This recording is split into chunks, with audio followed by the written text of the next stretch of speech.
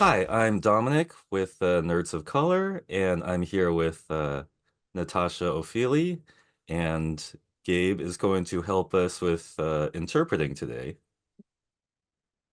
How's it going today? It's nice to meet you. It's nice to meet you too, Dominic. Thank you again for welcoming me to have this interview with you. I'm good. It's a beautiful day. It's only th Wednesday, so I'm looking forward to the weekend. Yes, where are you right now located? I'm here in Gardena. Oh, I'm not sure if you're familiar with where Gardena is. I It's used to live in in Los South Florida. Angeles for 10 years or something like that. Yeah. Hmm. Oh, really? It's great here. So much. I'm spoiled with so much different food. Oh, good. Yeah, absolutely. Sushi. Well, let's talk first about I saw you at the US Open. You assisted with the performance of God Bless America with Mickey Guyton, is that right? Um, so Yes, how did that come to happen? it was great. I actually was nominated for there was three deaf talent people that were pitched to the US Open. And so I waited like 14 days and then they picked me for the closing. So the closing of the women's finals. And that's when I found out. And I was very thrilled and excited. And at the same time, because I've never done a thing like this before, I felt very honored that I was chosen to sign God Bless America. It's not often that happens, you know? So it felt like a win to be seen. So it was great to represent my talent. Great. Yeah, no, it was a cool thing. Um, I'm just a medium tennis fan, but I like that Coco Gauff. I do like her, but she didn't make the finals this year. But anyway, it was a cool thing. Yeah, same Um, here though. I'm a big tennis fan. I'm a tennis geek and I watch Excellent. tennis my whole life. Yeah. So I'm a nerd. Have Osaka and Goff ever played each other? Do we know? This is not, I can't. Those are two I follow, but For this final recently, this last tournament, the final, yeah, no, I just don't know. I'm like I said, I'm just a medium fan. Those are two I follow, but I can't remember if they've ever played each other. no, they haven't played each other. Not Oh, this year at least. oh, okay, They great. played, Osaka finally played after 4 years, I think. So it's nice to see her back. Yeah, absolutely. I do want to add that at the US Open, I really wanted to emphasize the performance for ESPN and their network, how they provided access. They used picture in picture, and that was literally like a huge win for the deaf and hard of hearing community because you were able to see the whole performance all the way on TV. And typically, the signing on the performance on television, they'll show like a little bit. They'll show you for like 2 seconds over there, or you have to see it on a different stream. But this was nice. This was huge of the US Open to collaborate with ESPN and have picture in picture. It was amazing. We could see both the singer, Mickey, and the deaf talent like myself signing, and it increases visibility. So I felt like, woo, they got it. And I wanted to touch on that first. Yes, I was watching it, and it they positioned it nicely, a little differently than usual. I thought it was effective. And another thing recently, you worked on the Coldplay music video, and apparently you got to they were for got a VMA award or a nomination, and you got to go to the MTV Awards. So can you talk a little bit about that? So for the VMAs, it was amazing during the red carpet and the press line. I was just all having all the different artists around and all their cool and creative styles. I felt like it was a completely different space than being an actor on an actor's red carpet at the Oscars or the Emmys or something. It's very posh and formal, where with the VMAs, it was very creative and Hmm. like they were thinking outside of the box and pushing for that. And so going in that space and being able to express yourself and represent Coldplay there was really, really a cool experience and a huge honor. And I didn't think like I'm still basking in it. I was there, you know? Yeah, I guess I know of deaf and hard of hearing people having various kinds of relationships with music. Would you like to talk about sort of how your experience of pop music is? Yeah, I think with my background, you're absolutely right. Every deaf person or hard of hearing person has a very diverse relationship with music. Some people have a relationship with music, some people don't. I myself, I love music. I think growing up in my household, my mom was always playing a bunch of different kinds of music, from Motown all the way to Tom Petty to, you know, TLC.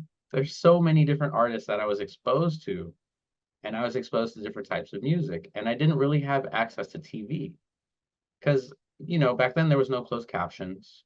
Hmm. So at that time, we didn't have closed captions. So my world was entertainment with my family. My oldest sister, she's hearing. So she would mimic and, copy people's artists' expressions of different musicians. And really we had huge speakers in our house. So it was fun. We would dance and play with those expressions and copy the artists like Madonna, Mariah Carey.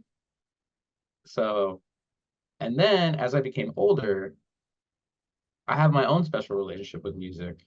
I realized that music for me is there's a lot of feelings involved and emotions, and every note in the song defines something. So that's a way to run with and also escape from things for like, it's good for mental health, like writing and feeling good about yourself. It became my journey.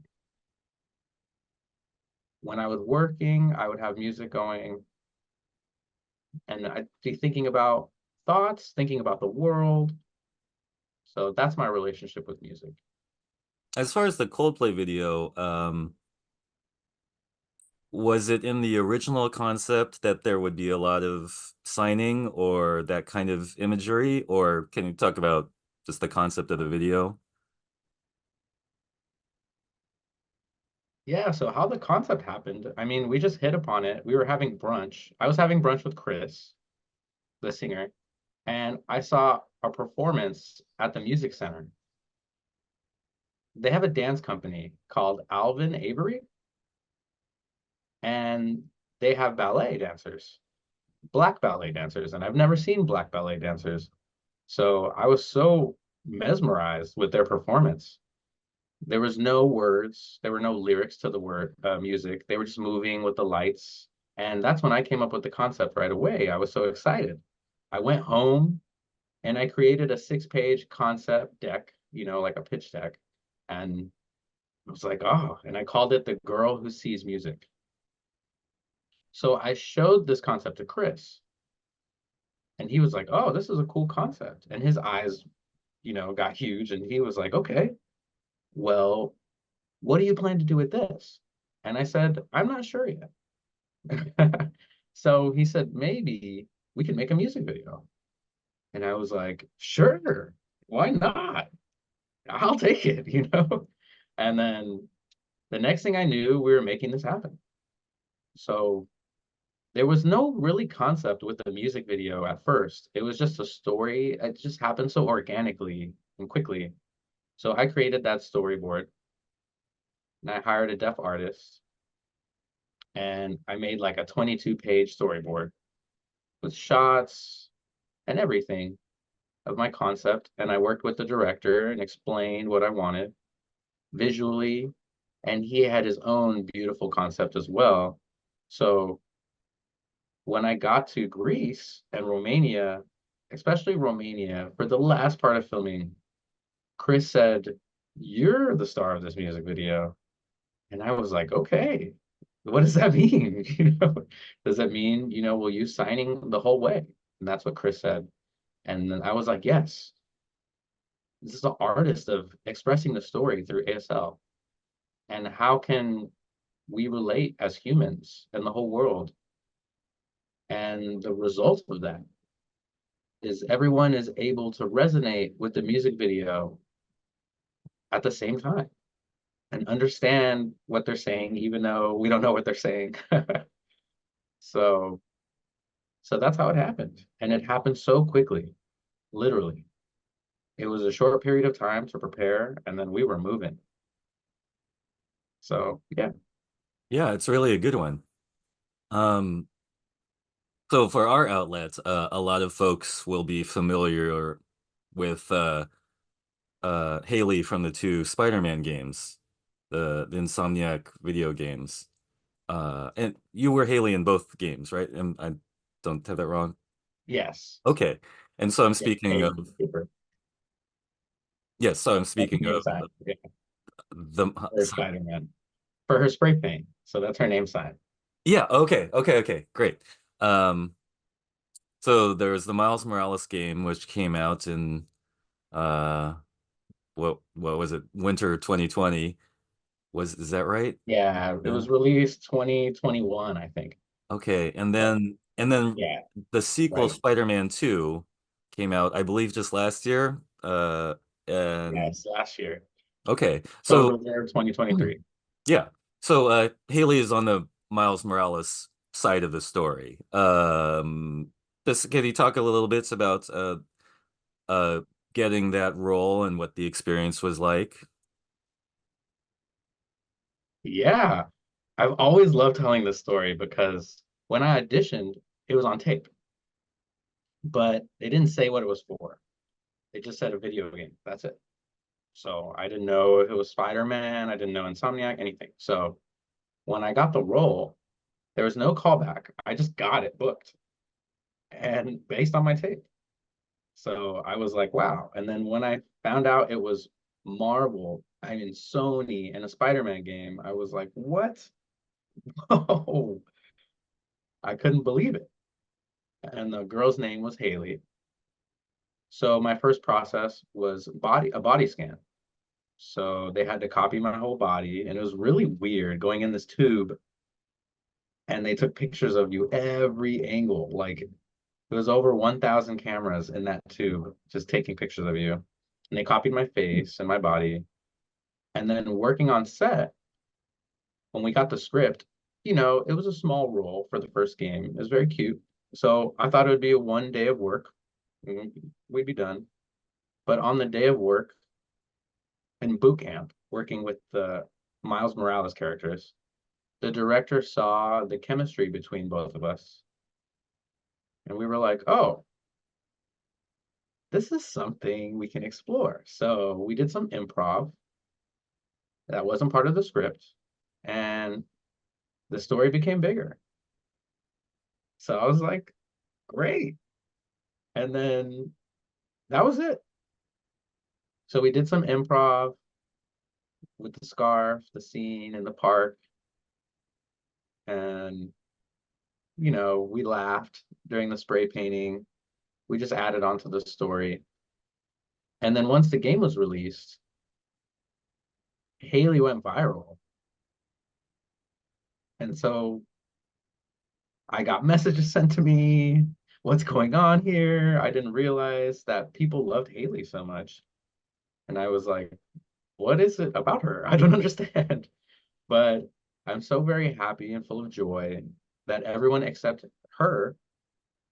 And when I got asked to come back again for the second game, I was like, okay, of course, I was jumping for joy. And then on the first day of set for the second game, they had a surprise for me.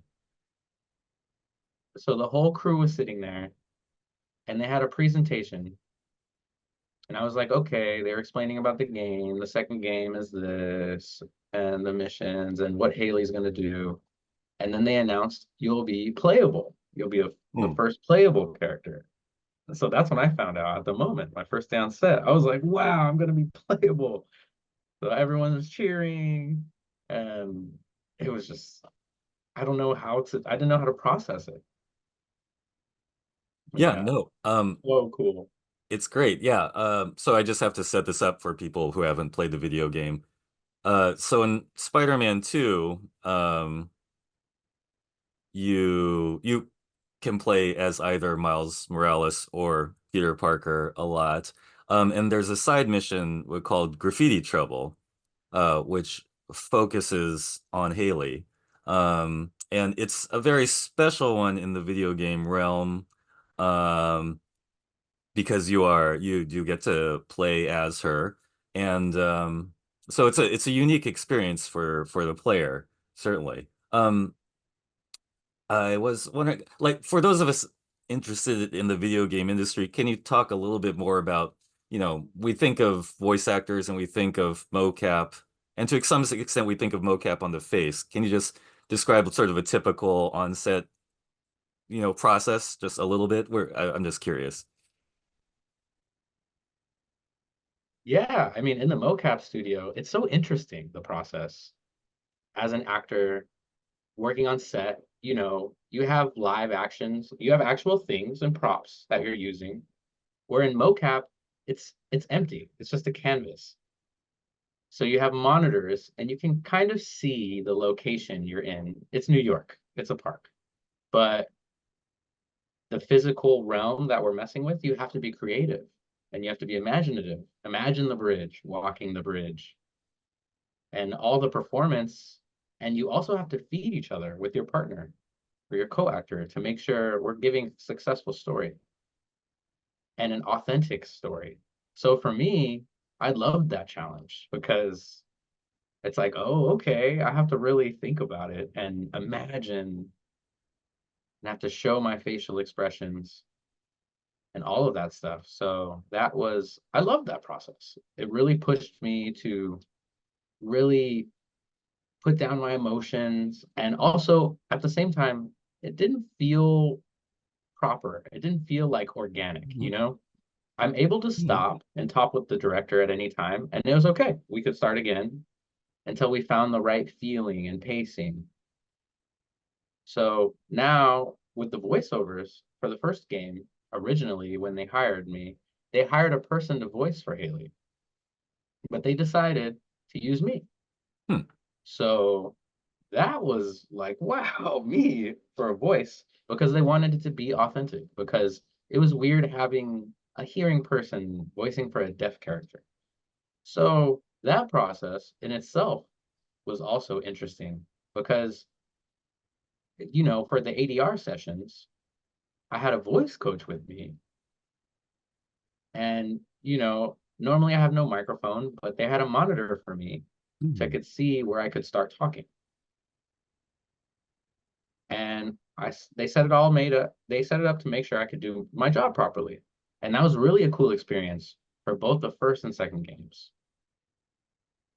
There's really a step up Yeah. to Okay. make And sure I was included. yeah, and I just to clarify, I haven't turned on that feature. Is that so? If you turn on the accessibility for hard of for added for all the voiceover, then the Haley's voice also happens on that. I'm a little fuzzy on what. Mhm. Yeah. So when Hailey signs the voice for that, yeah, the voice. Okay. Yeah, I haven't. Okay, great. Yeah. Um, now So her so lines are voiced if people want to have that feature, like you said. Yeah, okay. voiceover for sign language. And Uh, that's me talking. okay, cool. Um, on the other side of things, it's mainly an action game. So did you experience any negative reaction from the fans who are like mainly looking for an action game, and this is a diversion of it? People talk a lot about their opinions on video games. That's a good question. No, I haven't seen any negative response unless I've missed it. But so far, it's been a lot of positivity. Um, all the positive responses for Hailey's point of view, getting to be a deaf person, fighting in her community, even though she doesn't have a special power, but she's trying to uplift her community. And at the same time, I like how the game puts the sound effects in her POV. So, Hmm. the sound goes down and it's how she hears it and it's her world. And it's interesting how she goes and she's motivated to fight her way. And even though she doesn't have power, but Mhm. she's tough too. So she's like, okay, I'm here to save my city. Yeah. So we're not sure what happens for the Insomniac franchise. Do you have any sense if Hailey returns in the expansions or the future games? I don't know. Okay. Um, I can't say, but yeah, well, keep your eye out. You don't know. Hopefully so. yeah. No, it's a very special part as far as video game experiences go. Um, Now I just in the time we have left, just want to talk about any future projects that you're interested in, or would you like to talk about your short film, The Multi? Well, so right now I'm focused on writing The Girl Who Sees Music, like the Coldplay video. It was really, they are invested in the story. So I want to run with it and make it a feature film. It would be like a fantasy drama, something cool that I want to explore in the fantasy drama. I'm very excited to write the script, and I hope to partner with someone. Again, with fantasy, it'd be so different. It's a different genre, but I'm excited. I'm willing to, I believe in the story. And I would love to work with Christopher Nolan. I would Hmm, love to work sure, with Christopher Nolan. I know he's writing horror stuff right now, so sure. here I am. Uh, Um, um, and I would hope to just keep working as an actress. That's my first calling. But also, I'm going to keep writing and keep putting myself out there. And my short film, The Multi, I actually wrote a feature version with a new title called Sade. So it's a really cool spin-off from The Multi.